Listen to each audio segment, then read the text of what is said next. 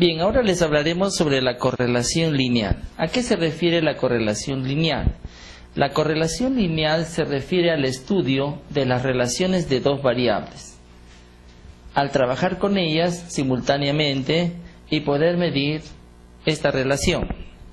Podemos observar aquí tres gráficos donde hemos puesto, estos gráficos son representaciones de dos variables, de la variable X y la variable Y. Utilizamos entonces el plano cartesiano para ubicar. En el eje horizontal podemos ubicar todos los datos de la variable X y en el eje vertical todos los datos de la variable Y. Quiere decir que podemos relacionar la estatura con el peso, ¿no? Si se quiere establecer una relación entre estatura y peso de 10 estudiantes que habrían sido seleccionados para competir en alguna olimpiada, ya sea de atletismo o deportiva. Entonces acá ya tenemos algún resultado. El gráfico nos ha salido así. Cuando hemos hecho los pares ordenados hemos ubicado puntos y estos puntos nos van a determinar qué tipo de correlación tiene o quizá no existe alguna relación lineal. Acá podemos observar, por ejemplo, que tiene este sentido, tiene una pendiente hacia lo positivo. Entonces aquí podemos decir que esta es una correlación lineal positiva. O sea, nos puede salir la correlación entre las dos variables positiva. En este caso diremos que es una correlación lineal negativa. Cuando nos sale de este tipo de gráfico es negativa.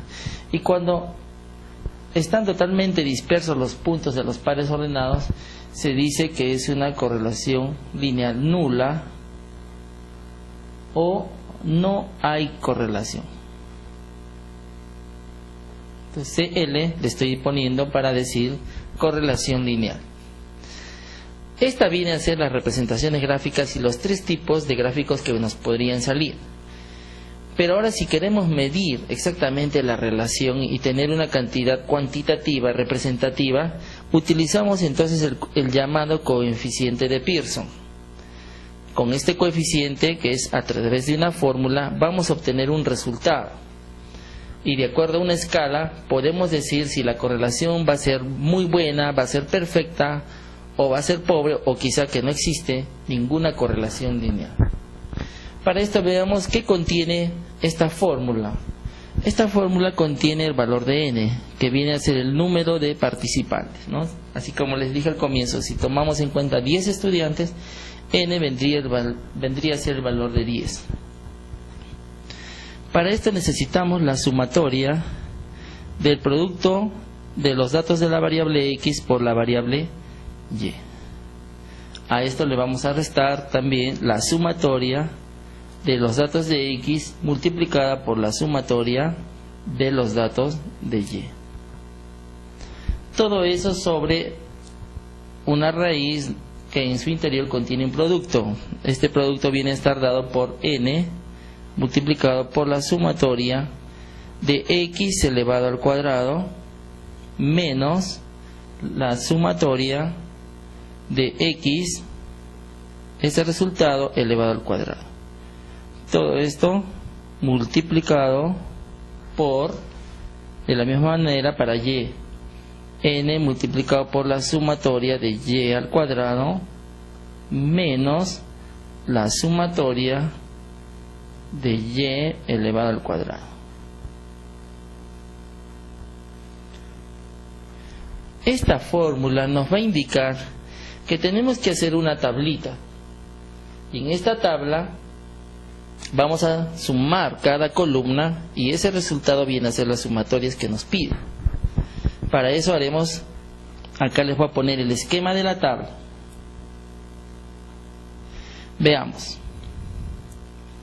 Si tenemos la variable X y la variable Y, aquí colocamos todos sus datos, igual para Y. Entonces, vamos a hacer así la tablita. La fórmula ya nos está indicando que necesitamos, aquí por ejemplo el producto, entonces tengo que multiplicar esos dos valores, X por Y. Nos está pidiendo la sumatoria de x. Vamos a sumar todos los datos de esta columna. Nos está pidiendo la sumatoria de x al cuadrado, por lo tanto diremos aquí x al cuadrado. Nos está pidiendo y al cuadrado, entonces todos los datos de y los elevamos al cuadrado. Y esta va a ser la tablita que tenemos que considerar. Y las sumatorias para luego reemplazarlas en la fórmula. Una vez que obtenemos el valor de R, ya podemos hacer una interpretación. Entonces esta interpretación se basa en el siguiente cuadro. Entonces aquí vamos a poner un cuadrito para la interpretación.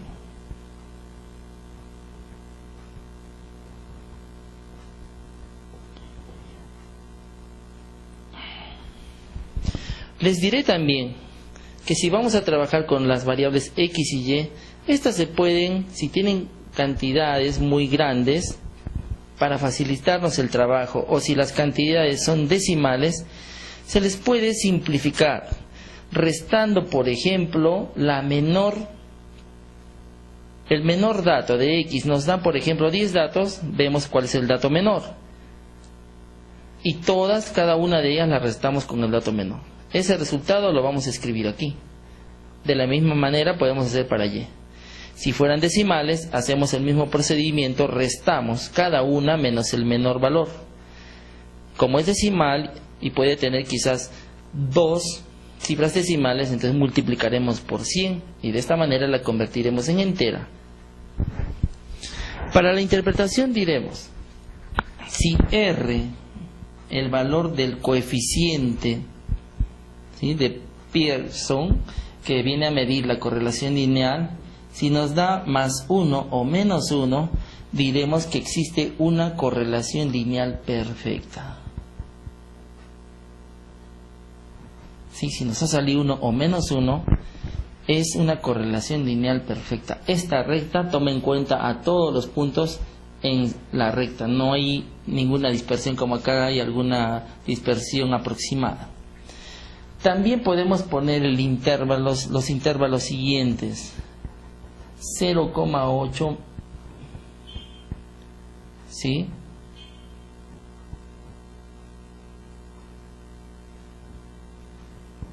o también podríamos poner de esta manera menos 1, el coeficiente de correlación está entre estos intervalos.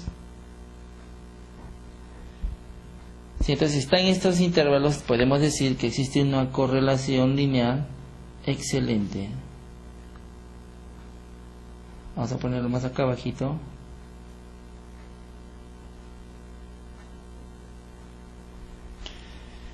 También podría darnos una correlación buena, pero siempre y cuando el coeficiente de Pearson esté entre estos valores. Puede estar entre 0,5 y 0,8 o menos 0,8 y menos 0,5. Acá diremos que es una correlación buena. Entonces, de acuerdo a los resultados podemos interpretar. Si nos da entre 0,3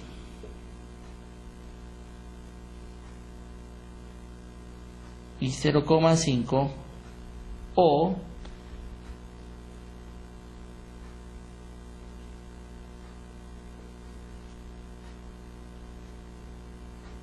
si nos da este valor, diremos que la correlación lineal es pobre.